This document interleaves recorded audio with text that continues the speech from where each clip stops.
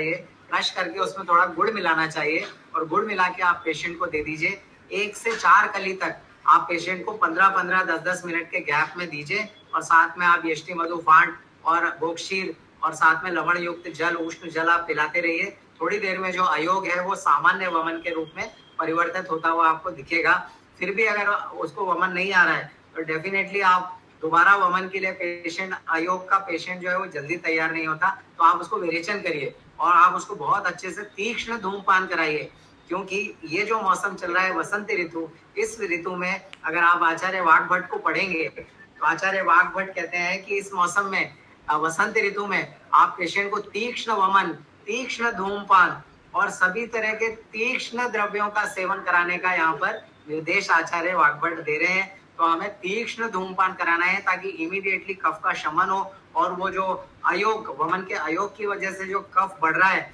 वो कहीं शाखाश्रित ना हो जाए, वो कोष्ठ में ही रहे और स्पेशली ऊर्ध्व, जत्रु ऊर्ध्व स्थान में जत्रु ऊर्ध्व ना हो जाए, वो उसको हमें शमन करके रखना जरूरी है, क्योंकि जत्रु ऊर्ध्व ऑलरेडी कफ का स्थान है यहाँ। और अगर कफ का प्रकोप होगा तो आपकी आंखों में पफीनेस और ऐसे फ्रॉग आईज, फ्रॉग जैसे आईज, ऐसे मोटे मोटे पफी आईज, फेस पे पफीनेस, ये सारे लक्षण आपको हो सकता है कि सुनाई देना थोड़े दिन तक ठीक से सुनाई ना दे आपको, या टिनिटस जैसे लक्षण, कर्ण बाधिर, ऐसे लक्षण भी आपको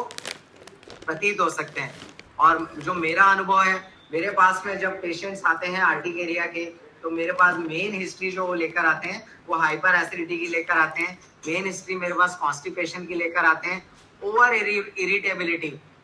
देखो स्ट्रेस एक चीज है, स्ट्रेस सबको है, हमको भी है, सबको है, सब लोग अपना काम कर रहे हैं, सभी लोग थोड़ा टेंशन में होंगे, लेकिन ओवर इरिटेबिलिटी कोई एक दो चीज होती है जो उनको कई दिनों से बहुत ज्यादा परेशान कर रही हैं, और जब वो उस चीज के बारे में सोचना शुरू करते हैं तो उनको खुजली एक जगह शुरू होती है और धीरे धीरे वो सोचते जाते हैं और डीप थिंकिंग करते जाते हैं और खुजली पूरे शरीर में फैलती जाती है। तो ओवर इरिटेबिलिटी अबाउट वन और टू थिंग्स, ऐसे उनको हमको देखने में मिलते हैं। और बहुत ज्यादा salt diet, specially at night, कफ के काल में बहुत ज्यादा लवण का सेवन करते हुए वो पेशेंट्स हमको देखने में आते हैं। तो ऐसे पेशेंट्स को हम इमीडिएटली हाइपर एसिडिटी का ट्रीटमेंट शुरू करते हैं और कॉन्स्टिपेशन का ट्रीटमेंट शुरू करते हैं, और इरिटेबिलिटी के लिए उनको थोड़ा काम करने के लिए बोलते हैं, थोड़ा मेडिटेशन करने के लिए बोलते हैं, और रात में सॉल्ट डाइट बिल्कुल भी लेने से उनको मना कर देते हैं। टोटल मिल्क डाइट पे हम रात में रख देते हैं, या तो रात में खाना ही नहीं, खाना भी है तो दूध के साथ कोई ना कोई खाइए। इसके अलावा तृष्णा, रुचि, हृदय, ये लक्षण उन पेशेंट्स को साथ में देखने को मिलते हैं। तो पूर्व रूप हमने पहले ही डिस्कस किए। और आगे बढ़े तो ट्रीटमेंट की बात करते हैं। आयुर्वेद जब ट्रीटमेंट की बात करता है तो बहुत ही सरल, आयुर्वेद के ट्रीटमेंट की बात करें तो मुझे लगता है कि सबसे सरल चिकित्सा अगर दुनिया की किसी पैथी में है तो वो निश्चित तौर पे आयुर्वेद में है। आयुर्वेद बहुत ही सामान्य रूप से बता रहा है कि आपको दो ही तरह के ट्रीटमेंट करना चाहिए किसी भी पेशेंट के, एक शोधन और एक शमन, है कि नहीं। शोधन की अगर हम बात करें तो मेरे यहाँ पर जब क्लिनिक पे पेशेंट आता है तो उसको सबसे ज्यादा जहाँ पर बड़ा पैच हुआ है, सबसे ज्यादा जहाँ पर खुजली हो रही है, मैं वहां से उसको रक्त मोक्षण करता हूँ, क्योंकि ये जो भी तीनों दोष, वात, पित्त और कफ, ये जो दूषित हुए हैं ये बेसिकली रक्त वाहिनियों में ही दूषित हुए हैं। त्वक और रक्त, ये दो ही स्रोतस हैं यहाँ पर जिनमें ये दो दूषित हुए हैं। तो त्वचा को तो हम निकाल नहीं सकते, वो ऑलरेडी खुजली करके, उसके कर्क्यूमिन को लेके बहुत सारी वीडियोस आपको देखने को मिलेंगे। अभी आप देखिए यूट्यूब पे सर्च करके गुडुची। हम गिलोय को लेकर के बहुत ही ज्यादा कंफ्यूज हैं। हमें लगता है कि बस बाजार से या हमारे घर में आम के पेड़ पे गिलोय लग गई है तो उसको हम पाउडर करके देंगे तो पेशेंट ठीक होगा, ऐसे नहीं है। पुराने आचार्यों का मत है कि कम से कम अंगूठा और कलाई, इनके बीच की मोटाई जितनी मोटी आपको गिलोय आप लेकर आएंगे, इसे हम गुडुची मूल कहते हैं, उतना अच्छा वो गिलोय काम करेगी। तो आपको चाहिए कि मोटी से मोटी गिलोय जिन पेड़ों में हमारे आसपास लगी हुई है उनको आप कलेक्ट करिए प्रणाम करके, और कलेक्ट करके ला के उनके छोटे छोटे टुकड़े करिए। टुकड़े करने से भी कई बार गिलोय जल्दी सूखती नहीं है, तो गिलोय को जल्दी सुखाने की एक सीक्रेट आपको बताता हूँ कि गिलोय ऐसी लंबी रहती है ना, उस गिलोय को आप खड़े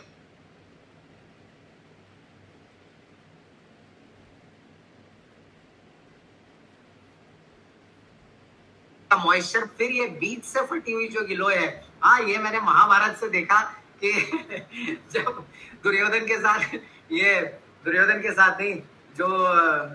एक बहुत बहुत अच्छा कैरेक्टर है, विलेन कैरेक्टर है महाभारत, जरासंध, जरासंध के साथ युद्ध हो रहा है, तो भगवान इशारा कर रहे हैं कि तुम बीच से इसको तोड़ रहे हो, पिटाई कर रहे हो, तो ये फिर से नया बन जाता है, इसको बीच से फाड़ दो, फिर ये दोबारा कभी भी जिंदा नहीं हो पाएगा। तो जरासंध की तरह आपको गिलोय को फाड़ना पड़ेगा, और फाड़ के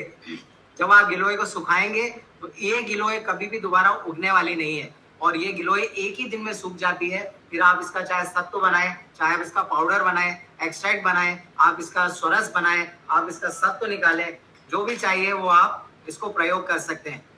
लेप की यहाँ पर बात करें तो नारियल तेल में कपूर और गैरिक, ये दो चीजें मिला करके भी अगर आप लेप करते हैं तो बहुत अच्छे परिणाम आपको मिलते हैं। कई बार पेशेंट को लगता है कि ये तेल वेल चिपचिप मुझे नहीं चाहिए, ऐसे कंडीशन में अगर पेशेंट आपके पास आते हैं, अच्छे अच्छे रॉयल पेशेंट आते हैं जिनको ये तेल चिपचिप लेप वेप वाला मामला समझ में नहीं आता, तो ऐसे पेशेंट्स को आप केवल टंकड़ और शुभ्रा, हाँ, आप 50 ग्राम टंकड़ लीजिए और 50 ग्राम शुभ्रा लीजिए और अच्छे से मिला के शुभ्रा की भस्म और टंकड़ की भस्म मिक्स करके एक डिब्बी में रखिए। और अगर आप छोटे छोटे स्प्रिंकल जैसे सॉल्ट को हम स्प्रिंकल नहीं करते, सॉल्ट और पेपर के जो, हाँ, डाइनिंग टेबल में हमारे रखी होती है डिब्बियां, ऐसी डिब्बियों में भर के आप पेशेंट को दीजिए और बोलिए जहां भी इचिंग हो वहां पे आप केवल ये पाउडर की डस्टिंग करिए। मैं आपको बहुत दावे के साथ बोल रहा हूँ, पूरे यकीन और कॉन्फिडेंस के साथ, कि टंकड़ और शुभ्रा आर्टिकेरिया से लगा करके और गंभीर गलित रोग हो आपके पेशेंट को, डायबिटिक न्यूरोपैथी जैसे बहुत ही खराब उसके अंगूठे गल रहे हो, उसको इंग्वाइनल में ऐसी इचिंग हो रही हो कि पूरा का पूरा उसका बटक्स का एरिया पूरा फंगस में हो रहा हो, आप केवल टंकड़ और शुभ्रा भस्म की डस्टिंग करके देखिए 2 से 3 दिन। और पेशेंट को अगर खुजली होती है तो उसको बोलिए कि पाउडर डस्टिंग करके फिर खुजली करो। आप 2 से 3 दिन में देखेंगे कि पेशेंट आपको आके बोलेगा कि जितने रैशेस थे वो रैशेस भी चले गए, जितने निशान थे वो निशान भी चले गए, और जो स्किन थी वो पहले जैसी, जो डार्क डिस्कलरेशन था वो भी चला गया, और मेरी खुजली पूरी तरह से ठीक हो गई है। इतने अच्छे परिणाम हमारे यहाँ पर, लेप भी करने की जरूरत नहीं, खाली डस्टिंग पाउडर से ही ठीक करना है, तो ऐसे भी हम ठीक करने में सक्षम है पेशेंट को। और यहाँ पर यष्टि मधु तेल के एक्सटर्नल एप्लीकेशन की हमने बात की। मेरे पास में एक पेशेंट आया जिसने मुझे बोला कि उसको कभी भी अगर चोट लग जाती है तो अगर उसको सुबह चाकू से कट लगा तो शाम तक पूरा हील हो जाता है। तो मैंने उसको पूछा कि तुम इतनी जल्दी इतनी अच्छी हीलिंग कैसे है तुम्हारी, तो उसने मुझे बताया कि उसको पहले इतनी अच्छी हीलिंग नहीं थी, उसको पहले जरा सा कहीं सुई से भी अगर चुभ गया, कोई कांटा भी लग गया, तो उसको 4 से 5 दिन लगते थे ठीक होने में। फिर किसी वैद्य जी ने उसको बताया कि तुम्हारे शरीर में तुम्हें कफ बढ़ा हुआ है, कफ की जो है तुम्हें कफ तुम्हारे शरीर में प्रकोपित अवस्था में है, तुम हमेशा शहद का प्रयोग करो, हमेशा मधु का प्रयोग करो। उस वैद्य जी के बोलने के बाद उस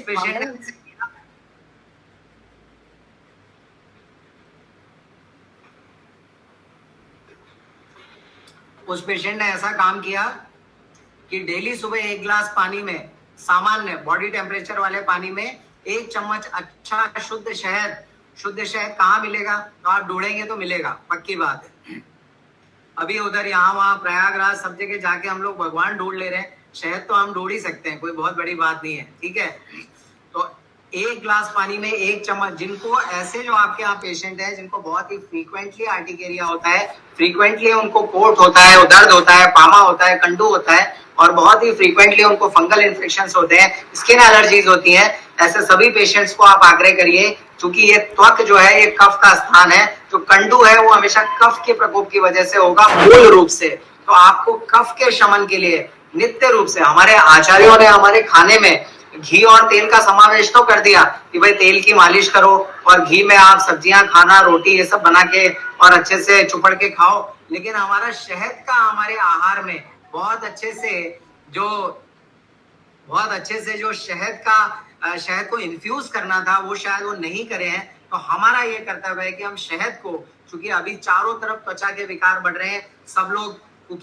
लोग बहुत सारे स्नैक्स खाने के शौकीन हो रहे हैं, बहुत सारे ये ट्रायंगुलर शेप के स्नैक्स और चिप्स और पापड़ और कुरकुरे, और छोटे छोटे बच्चे बहुत सारा मैगी और ये सब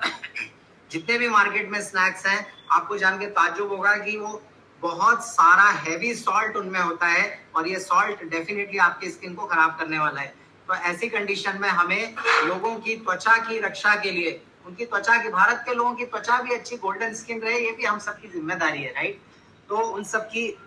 त्वचा की रक्षा के लिए हम लोगों को आग्रह करें कि 1 गिलास पानी में 1 चम्मच शहद डाल के डेली सुबह आपको पीना है। और अगर आपको बहुत अच्छी एनर्जी चाहिए तो आप रात में 1 गिलास दूध में 1 चम्मच शहद डाल के पीना शुरू करिए। ऐसा आग्रह करने से, ऐसा जब हमारे उस पेशेंट ने शुरू किया जिसको कट लगता था तो 5-6 दिन में हीलिंग होती थी, उस पेशेंट को आज अगर आप चाकू से कट लगा देते हैं तो शाम तक उसका वुंड पूरा हील हो जाता है। और ये काम केवल उसका शहद के डेली इंटेक से शुरू हुआ। उसने 1 गिलास पानी लिया और उसमें 1 चम्मच शहद डाला और रोज सुबह उसने ये पीना शुरू किया। उसने कहा डॉक्टर साहब इससे मेरी शुगर भी कंट्रोल हुई, मेरी शुगर कभी भी प्री डायबिटिक से मेरा HbA1c 6 के आसपास 6.5-7 तक जा रहा था। तो मुझे ये ध्यान में आया है कि अगर शुद्ध शहद का आप प्रयोग नित्य रूप से करते हैं, ऐसे नहीं कि 4 दिन शहद पी, शुगर चेक कराई, शुगर बढ़ी हुई आई तो बंद कर दिया। 1 गिलास पानी में शुद्ध शहद अगर आप डाल के 1 साल तक पेशेंट को सेवन कराइए तो उसकी जो हीलिंग प्रॉपर्टी है स्किन में वो बढ़ेगी, उसके स्किन का टेक्सचर अच्छा होगा, गोल्डन कलर की स्किन धीरे धीरे उसकी होती हुई आपको दिखाई देगी। तो ये मधु का जो प्रयोग है ये नित्य रूप से हमें पेशेंट को करने के लिए बोलना चाहिए। पेट में और बॉडी में हमेशा ड्राइनेस की वजह से कॉन्स्टिपेशन, ड्राइनेस की वजह से हाइपर एसिडिटी, ड्राइनेस की वजह से गैस्ट्राइटिस होता है। ड्राइनेस का सबसे अच्छा ट्रीटमेंट खाने के जस्ट पहले 1 चम्मच घी पेशेंट को पीने को बोलिए। तो ये घी